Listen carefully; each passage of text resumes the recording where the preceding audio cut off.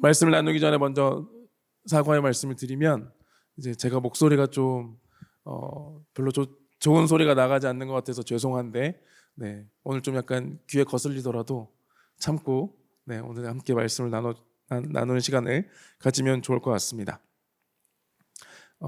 네, 정말 제가 이제 제 스승 목사님께서 항상 저한테 말씀하셨거든요. 그 사역자의 일은 목소리를 잘 관리하는 거다. 근데 이제 그걸 제가 실패해서 너무 죄송하지만, 네, 오늘 한 주만 양해 부탁드리겠습니다. 오늘 창세기 17장 1절부터 8절 말씀을 가지고 나는 전능한 하나님이라 라는 제목으로 말씀을 같이 나누려고 하는데요. 저희가 요한복음으로 GBS를 하면서 요한복음 말씀을 이제 순차적으로 나누고 있는데, 요한복음을 하지 않을 때 이제 어떤 말씀을 같이 좀 그래도 단계별로 나누면 좋겠다라고 생각하면서 준비했던 게 무엇이었냐면, 바로 사도신경을 같이 알고 우리가 사도신경을 고백함에 있어서 그 사도신경의 의미들을 좀 알아갔으면 좋겠다라는 겁니다. 그러니까 단순히 어떤 사도신경 안에서 이 고백하는 내용이 무엇인지 아는 것뿐만 아니라 이 고백을 하는 우리의 마음과 우리의 생각이 어떤 것이어야 하는지를 같이 알아가면 좋겠다라는 생각을 했습니다. 여러분, 사도신경 예배 시간에 언제 하는지 아세요? 잘 모르시는 거 보니까 사도신경을 해본 적이 없으신 분들도 계신 것 같아요. 청년부 예배 때. 언제 할까요? 그렇죠. 1시 50분에 찬양을 시작할 때 시작을 하면서 합니다. 왜 예배를 시작하면서 우리가 사도신경을 하느냐? 우리가 무엇을 믿는지를, 그리고 그 믿음으로 무엇을 고백하는지를 우리 공동체가 한 믿음과 한 고백을 갖고 있다라는 의미에서 예배를 시작하면서 우리의 믿음을 고백하는 게 사도신경입니다. 그래서 세례를 받거나 또 교회 안에서 이제 세례를 받게 되는, 입교하거나 할 때 가장 중요한 게 뭐냐면 사도신경을 외우고 그것을 믿음으로 고백하는 것을 가르칩니다. 여러분들 다 하셨죠, 그렇죠? 세례 받으신 분들, 입교하신 분들은 다 사도신경 정도는 외우고 계시잖아요, 그렇죠? 그럴 줄 믿습니다. 네. 사도신경을 우리가 암송하고 예배를 시작할 때 고백을 하는데, 우리가 흔히 이걸 약간 주문처럼 생각할 때가 많습니다. 그죠? 무엇인가 반복적으로 습관적으로 이야기하는, 그 입술에서 나오긴 하지만 무엇을 고백해야 하는지, 이 고백의 의미가 무엇인지를 모르고 지나가는 경우들이 대부분이라는 거죠.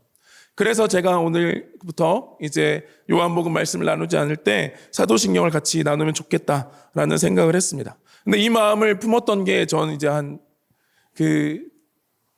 2020년에 금요기도회 설교회 기회들이 있을 때 같이 이 말씀들을 나누기도 했습니다. 근데 이제 많지 않다 보니까 주 예수에서 끝났어요. 전능하사 천지를 만드신 하나님 아버지를 내가 믿사오며 주 예수하고 끝났어요. 근데 이제 다시 한번 시작해 보려고 해요. 그래서 2020년 6월 19일 날 금요기도에 참여하신 분들은 들었던 설교일 수도 있다, 비슷한 설교일 수 있다, 비슷한 내용일 수 있다라고 하는 것을 참고해 주시고, 한 6년 전의 기억이, 5년 전의 기억이 또렷한 분들은 네, 손들어 주시면 됩니다. 네, 없으신 걸로 알고 같이 오늘 말씀 나누도록 하겠습니다. 오늘 같이 읽은 본문 말씀은 누구나 잘 아는 이야기일 수 있습니다. 교회를 오래 다니신 분들은 많이 들었던 얘기일 겁니다. 아브라함의 이름을 아브라함으로 바꿔주시는 사건이 일어나는 본문이 창세기 17장의 내용이죠. 그때 하나님이 자신을 드러내십니다. 자신이 어떤 하나님인지를 가르쳐 주시는데, 바로 1절 말씀부터 이렇게 이야기하고 있습니다. 우리 같이 한번 읽어보겠습니다. 시작. 아브라함이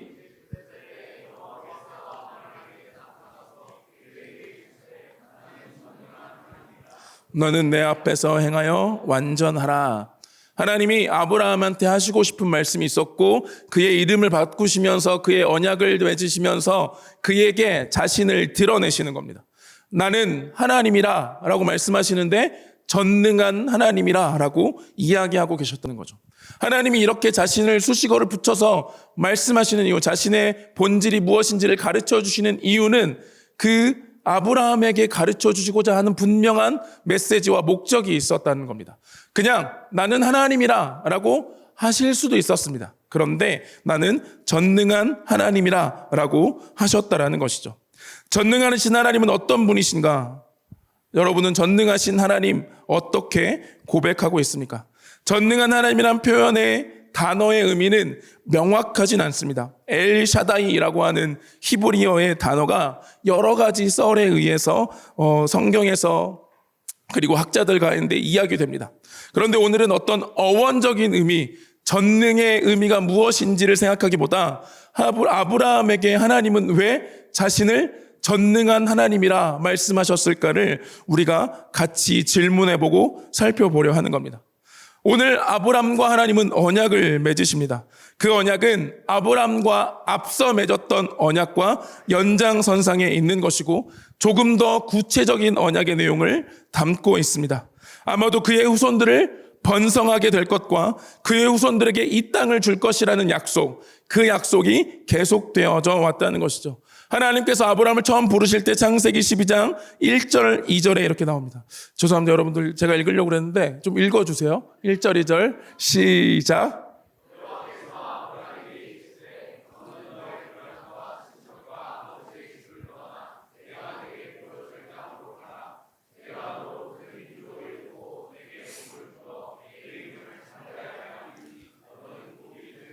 아멘. 뭐라고 말씀하셨죠? 큰 민족을 이루게 될 것이라고 말씀하셨어요. 그리고 복을 주어서 내 이름을 창대하게 하고 내가 복이 될 것이다 라고 말씀하셨죠. 아브라함에게 약속하셨습니다. 너에게 큰 민족을 이루어주겠다. 이 약속은 아브라함의 생애에도 계속되는데 15장 5절 또 18절에도 나옵니다. 또 부탁드리겠습니다. 시작.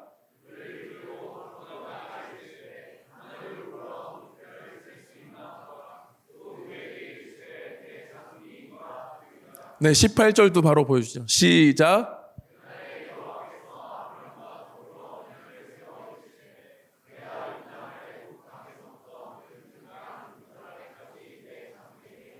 아멘. 12장에서 약속하셨던 하나님은 15장에 다시 한번 말씀하십니다. 내가 너에게 하늘에 우러러 무별들 셀 수 있나 보라. 너의 자손이 이만큼 많아질 것이다. 그리고 너의 자손에게 애굽 강에서부터 큰 강 유브라데까지 이 지경에 이르기까지 이 땅을 너의 자손들에게 줄 것이다 라고 말씀하셨습니다. 하나님의 약속은 큰 틀에서는 변하지 않았습니다. 큰 민족을 이룰 것이고 그 자손들에게 땅을 줄 것이다 라고 반복해서 말씀하고 계시는 것이죠. 그런데 오늘 읽었던 17장 말씀에도 다시 한번 하나님은 아브람과 언약을 맺으시는데 그 언약에서 다시 한번 반복하시면서 자신을 전능한 하나님이라 말씀하셨다는 겁니다. 이게 중요한 것 같습니다. 똑같은 약속, 똑같은 말씀을 언약으로 끊임없이 말씀하시는데 지금 17장에서는 자신을 전능한 하나님이라 라고 말씀하셨다는 것이죠. 아브라함은 15장 언약을 맺을 때 그의 상속자, 자신의 상속자로 다메섹 사람 엘리에셀이라는 종을 지목했습니다. 자신에겐 아들이 없으니 큰 민족을 이루게 될 그 언약의 상속자로 자신의 종이었던 엘리에셀을 생각하고 하나님께 이야기했던 것이죠. 그런데 하나님께서 그에게 뭐라고 말씀하셨냐면 내 몸에서 날짜가 내 상속자가 될 것이다 라고 말씀하셨습니다. 그리고 그 말씀을 들은 아브라함은 16장에서 어떤 일이 일어나냐면 사라와 협의하여서 종이었던 하갈을 통해 아들을 낳게 됩니다. 그 아들이 이스마엘이었다라는 것이죠. 그리고 지금 17장은 그 후에 13년이라는 시간이 흐른 뒤였습니다. 15장의 말씀에서 아브라함에게 약속하셨던 하나님, 그리고 그 약속을 들은 아브라함은 지금 이스마엘이 자신의 상속자라고 생각하고 있을 겁니다. 왜냐하면 종이었던 엘리에셀을 자신의 상속자라고 이야기했다가 하나님이 내 씨로 내 상속자를 삼을 것이라 말씀하시니까 자신을 통해서 비록 사례는 아니었지만 사례의 종이었던 하갈을 통해서 낳았기 때문에 자신을 통해서 난 이스마엘이 상속자라고 생각하고 있었습니다. 그리고 그 13년이 지난 지금 하나님은 자신을 다시 한번 드러내시며 전능한 하나님이라 말씀하시며 이야기하고 있는 거죠. 아브라함은 이제 하나님의 언약이 이스마엘의 출생으로 이루어졌다고 생각했습니다. 사라를 통한 출생이 아니더라도 아브라함의 씨라고 하는 그 맥락에서 이스마엘이 그의 아들의 상속자가 되는 것이 자연스럽기 때문입니다. 그리고 하나님도 13년 동안 특별히 무슨 말씀을 하지 않으셨어요. 너 잘못했다 이야기하지 않으셨어요. 그러니까 당연히 이스마엘이 자신의 상속자라고 생각하고 있었겠죠. 아브라함의 말 속에서 그렇게 발견됩니다. 17장 17절 18절 말씀입니다. 같이 한번 읽어주시면 좋겠습니다. 시작.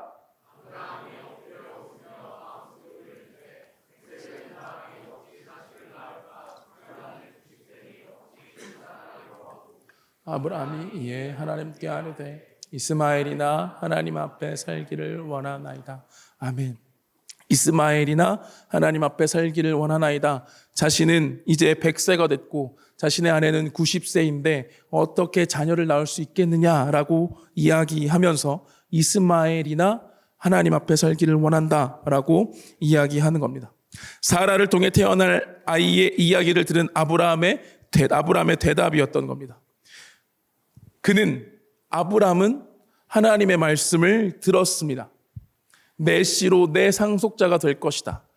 그 언약의 말씀을 이룰 수 있는 방법을 그는 고안하고 생각했습니다.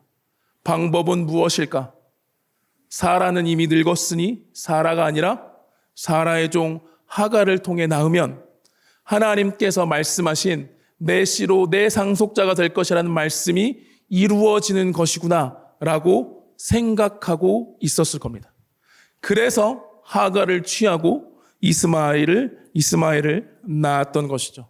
그리고 13년이라는 시간이 흘렀으니 이게 하나님의 뜻이었고 이게 하나님의 계획이었고 이 이스마엘이 하나님이 말한 상속자라고 생각하며 살아왔던 것입니다. 그런데 하나님은 지금 다시 아브라함에게 나타나셔서 나는 전능한 하나님이라 라고 말씀하시면서 그에게 아들을 줄 것을, 그 노년의 나이에 아들을 줄 것을 말씀하고 있었다는 것이죠.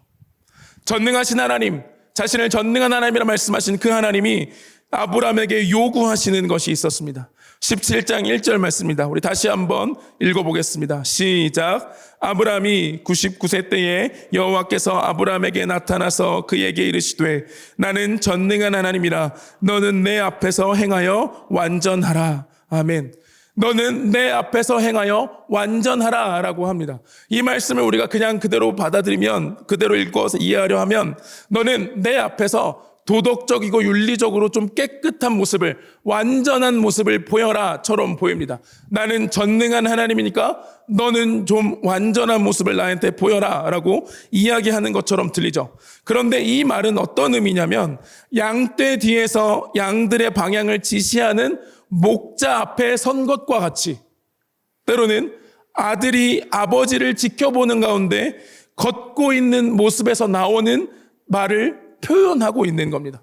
그러니까 우리나라 말로 이해하면 너는 내 앞에서 완전해라 이지만 우리가 이 말의 원어의 의미를 좀 더 분명하게 이해하면 너는 너 자신을 철저한 감독과 인도와 보호하는 하나님 앞에 세워두라라고 말씀하고 있다는 겁니다. 하나님은 지금 그 이스마엘을 낳고 이스마엘이 하나님의 뜻의 성취라고 생각했던 아브라함에게 나타나셔서 너는 내 앞에 완전하라. 내가 너를 인도하고 내가 너를 이끌고 내가 너를 감독하는, 내가 너와 함께하는 하나님이라는 사실을 말씀하시면서 전능한 하나님이라고 말씀하고 계셨다는 겁니다. 이스마엘이면 만족하며 그것이 하나님의 뜻이라고 판단했던 아브라함에게 하나님의 계획을 다 헤아릴 수 없으면서 자신들의 생각과 방법으로 하갈을 통해 그 후손을 얻었던 아브라함에게 반복되는 언약 속에 그것에 대하여 자신이 믿고 싶은 대로 자신의 방법과 방식으로 고안해내며 하나님의 인도하심보다 스스로 하나님의 뜻을 이루려 했던 아브라함에게 나타나셔서 하나님은 자신을 전능하신 하나님이라 말씀하셨다는 겁니다. 이게 어떤 의미일까요? 이게 어떤 의미일까요? 하나님을 향해 전능한이라는 말이 가장 많이 나오는 성경이 있습니다. 뭘까요? 뭔지 아십니까, 여러분? 맞춰보세요. 잠깐 목을 좀 쉬고 싶어서 그러니까. 뭘까요? 시가서 중에 한 권입니다. 맞추시는 분께 2월 추천도서 선물로 드리겠습니다. 네. 제호 순장이 맞췄는데 뭐요? 욥기입니다. 욥기. 욥기에 전능한이라는 단어가 31번 나옵니다. 전능한이라는 것이 가장 많이 나오는 게 욥기입니다.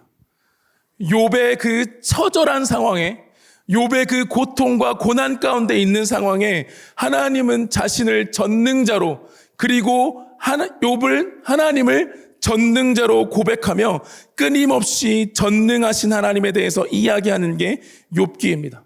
그러면서 그 전능한 하나님을 깨달은 욥이 하는 고백이 42장 3절 4절에 나옵니다. 우리 같이 한번 읽어보겠습니다. 시작. 나는 깨닫지도 못한 일을 말하였고 스스로 알 수도 없고 헤아리기도 어려운 일을 말하였나이다. 내가 말하겠사오니 주는 들으시고 내게 주께 묻겠사오니 주여 내게 알게 하옵소서. 아멘. 욥이 하나님에 대해서 깨달은 순간 한 고백입니다.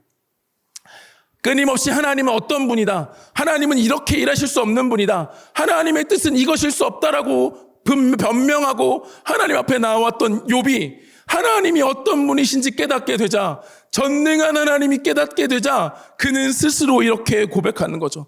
나는 깨닫지도 못한 말을 하였고 나는 알 수도 없는 것을 말하였고 어려운 일을 헤아리려 하였다라고 고백하고 있다라는 겁니다. 하나님이 우리에게 전능한 하나님이신 이유, 하나님이 우리가 하나님을 전능한 하나님이라 고백하시는 이유, 그것은 내 생각과 내 판단으로 하나님을 판단할 수 없는 분이라는 사실을 고백하는 것과 같은 것이라는 겁니다.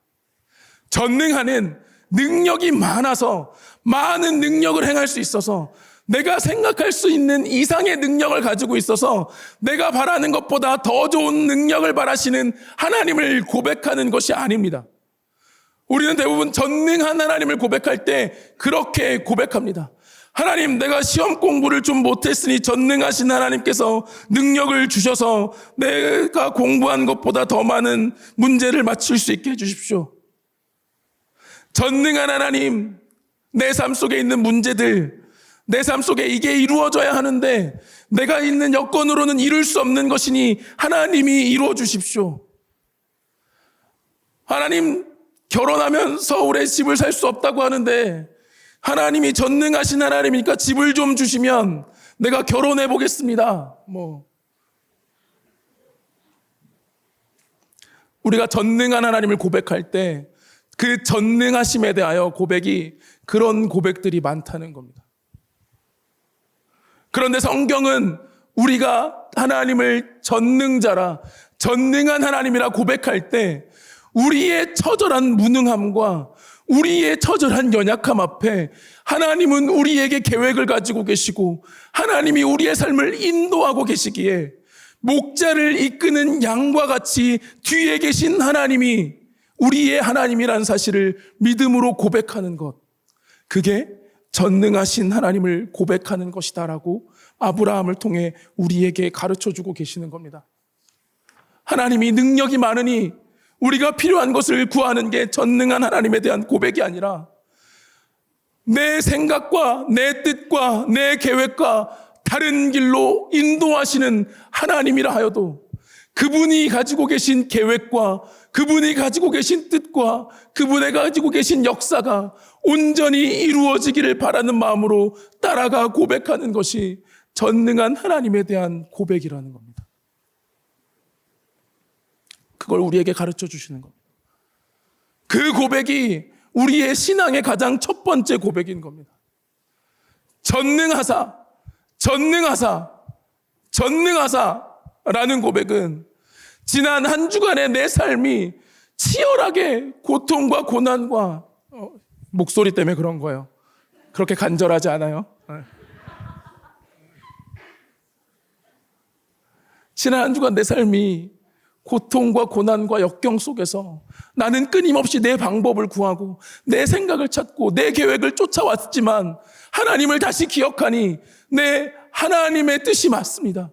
하나님의 계획은 선전합니다. 하나님이 나를 이끌어 가십니다. 라고 고백하는 것이 우리가 예배를 처음 시작하며 하나님 앞에 전능하신 하나님이라 고백하는 그 고백이 우리의 고백이라는 것을 가르쳐 주고 있는 겁니다.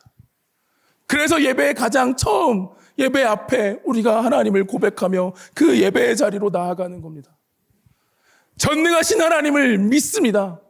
내 삶은 내가 생각하는 것과 다르게 가는 것 같고, 아니 다르게 가고 있지만 내 계획과는 전혀 다른 모습으로 이루어지고 있지만 내가 끊임없이 노력하고 있는데도 내 노력과는 반대되는 모습으로 나타나는 것 같지만 그럼에도 불구하고 아브라함에게 말씀하셔서 하나님의 온전한 뜻을 이루어 가셨던 그 전능하신 하나님을 믿기에 내가 그 믿음을 주님 앞에 고백하며 주님께 예배합니다.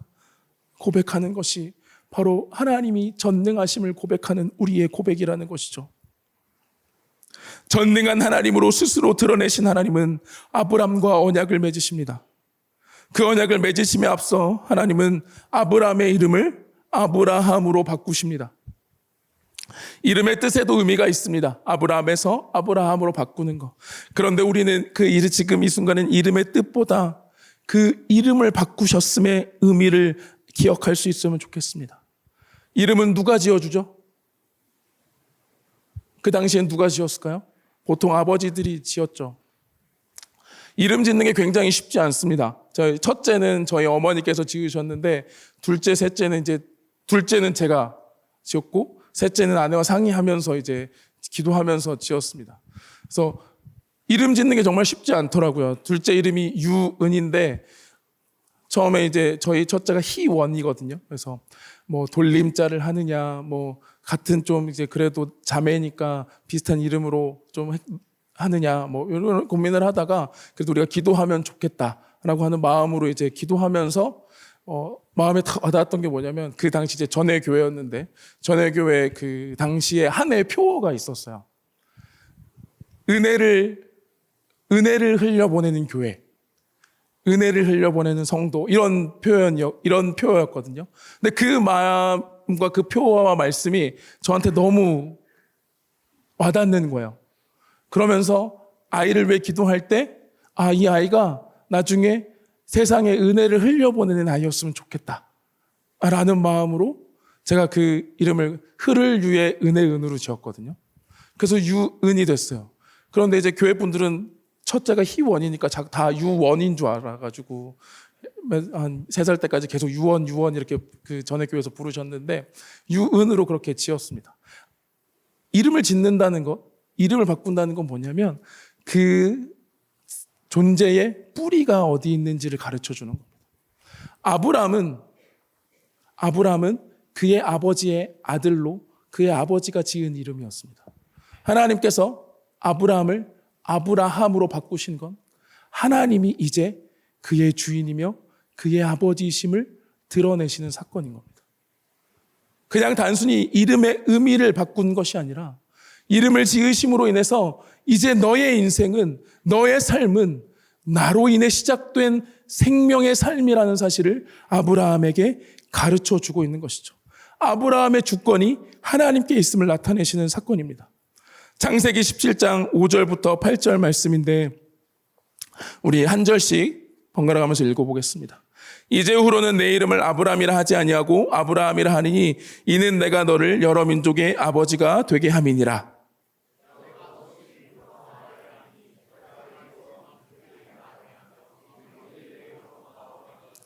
내가 내 언약을 나와 너 및 내 대대 후손 사이에 세워서 영원한 언약을 삼고 너와 내 후손의 하나님이 되리라.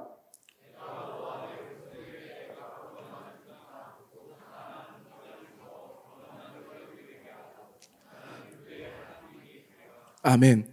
이 이름을 바꾸시면서 말씀을 잠깐 띄워주시면 이 이름을 바꾸시면서 나오는 대화의 모습을 우리가 볼 수 있습니다. 하나님의 주권이 아브라함의 주권이 하나님께 있음을 보여주는 것이죠.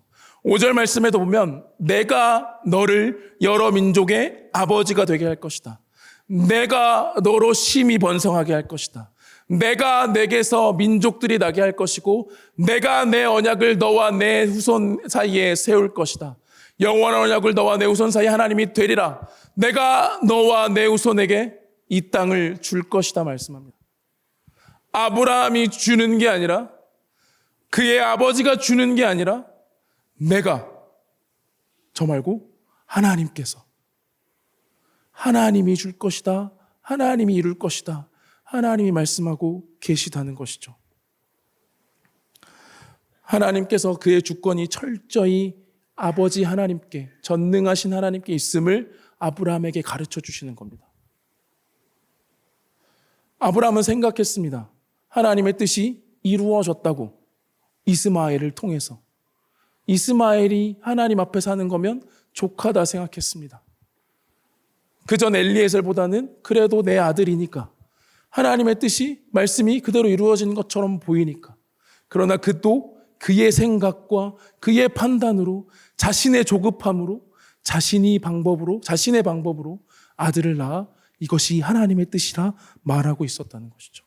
그런 아브라함에게 하나님은 자신을 전능한 하나님이라 말씀하시며 나를 믿고 따라오라고, 나와 함께하라고, 너의 주권이 나에게 있다라고 가르쳐 주고 계시는 겁니다. 사랑하는 동관교회 우리 귀한 청년 지체 여러분, 여러분은 전능하신 하나님을 믿고 계십니까? 정말 우리는 전능하신 하나님을 믿고 있을까요? 내가 생각한 계획과 판단과 경험과 합리를 넘어서는 능력과 계획으로 일하시며 선포하시며 성취하시는 그 하나님에 대한 고백이 정말 우리의 고백입니까?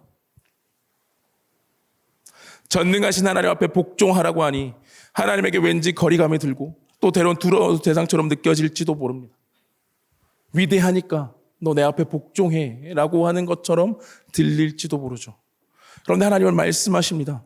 내가 너의 주권을 나에게 속하여 내가 너의 아버지가 되고 그 아버지로서 전능한 나의 존재를 통해 너의 삶을 이끌어갈 것이라는 사실을 기억하기를 원한다 우리에게 말씀해 주고 계시는 겁니다. 아브라함에게 끊임없이 말씀하셨던 하나님, 그 계획을 말씀하신 그 하나님, 뜻을 가르쳐 주신 그 하나님은 하나님의 방법으로 그 뜻을 이루어 가실 것이기에 신실히 하나님을 좇는 자들, 하나님을 따르는 자들로 서기를 원하시며 자신을 전능한 하나님이라 드러내셨다는 겁니다. 우리는 하나님을 우리의 주관과 생각, 경험들로 설명하려 해서는 안 됩니다. 하나님의 뜻도 마찬가지이죠. 그런데 때론 우리는 말씀을 보면서 말씀을 안다고 하면서 아브라함과 똑같은 실수를 합니다. 하나님의 뜻을 알겠으니 방법을 내가 찾으려 한다거나 하나님을 내가 이렇게 알고 있으니 하나님은 이런 분이야 라고 섣부른 판단과 결론을 내리기도 합니다. 경솔한 답을 품고 있을 때가 있죠. 한 번의 사건과 한 번의 경험들 그리고 순간의 착각들로 우리는 하나님의 뜻이 이거야 라고 생각하며 우리가 내린 결론으로 우리가 하나님 앞에 나아가려 할 때가 있다라는 것이죠. 우리의 조급함이 하나님의 뜻을 예단하게 합니다. 우리의 경솔함이, 우리의 교만함이 하나님의 뜻이 이것이라고 판단하게 합니다. 그래서 이 뜻을 이루기 위한 방법을 또한 내가 찾으려 만들어 가려 한다는 것이죠. 그런데 하나님은 그 우리의 모습 앞에 자신을 드러내십니다. 나는 전능한 하나님이라. 나는 전능한 하나님이라. 우리의 인생과 우리의 삶의 계획을 가지신 그 하나님은 하나님의 방법과 하나님의 계획으로 하나님의 뜻을 이루어가고 계시는 분이기에 그와 함께 동행하며 그의 뜻을 쫓아 지금 이 순간 하나님을 신뢰하며 살아가는 삶, 그 믿음의 고백이 우리에게 있기를 원하신다 말씀하고 있는 겁니다. 여러분, 전능하신 하나님을 믿으시기 바랍니다. 그리고 그 하나님을 우리가 함께 매주 고백할 수 있기를 소망합니다. 여러분 1시 50분입니다. 오다가 좀 늦어지시면 시계 보고 그 시간에라도 여러분 전능하신 하나님을 기억하며 고백하고 이 예배 자리에 참여할 수 있는 저와 여러분이 되기를 소망합니다. 그래야 우리가 이 자리에 임재하신 하나님을 온전히 의지하며 바라볼 수 있습니다. 고백하지 않는다고 안 되는 건 아니냐고요? 뭐라고 하는 건지 모르겠네요. 고백하지 않아도 하나님을 알 수 있겠죠. 그러나 우리가 그 고백을 가지고 나아올 때 그 하나님을 더 선명하게 볼 수 있기 때문입니다. 우리의 신앙의 고백이 얼마나 중요한지 우리가 알아야 합니다. 우리가 하는 신앙의 고백이 그저 한 주에 한 번 지나가는 그냥 순서에 따라 지나가는 고백이 아니라 정말 그분이 나의 하나님이라는 고백으로 우리가 고백하지 않으면, 그 고백으로 우리가 예배를 시작하지 않으면, 그 고백을 가지고 예배를 드리고 우리의 삶으로 돌아가지 않으면 또 한 주 우리는 아브람처럼 욥처럼 하나님은 이런 분이야 라고 내가 스스로 생각하고 판단하며 내가 결론 내리고 내가 답을 갖고 그래놓고 또 실패하고 넘어지는 것 같아서 두렵고 불안하고 무서운 마음으로 살다가 다시 또 이 자리에 돌아오는 반복되는 모습밖에 될 수 없습니다. 그러니 우리는 그 하나님을 온전히 고백하며 나아가야 합니다. 말씀을 맺겠습니다. 전능하신 하나님이 저와 여러분들의 하나님입니다. 그 하나님이 여러분들의 삶을, 여러분들의 주권을 가지신 분이라 선포하십니다. 내 생각과 다른, 내 계획과 다른, 내 뜻과 다른 순간이 펼쳐진다 하여도 그 순간에 우리의 인생의 주권도 여전히 전능하신 하나님이십니다. 그 하나님을 믿으며 그 하나님과 동행하며 살아가는, 그 하나님을 진실로 고백하며 살아가는 저와 여러분이 되기를 간절히 소망합니다. 이 시간 함께 찬양하고 기도하겠습니다. 전능하신 나의 주 하나님 같이 찬양하겠습니다.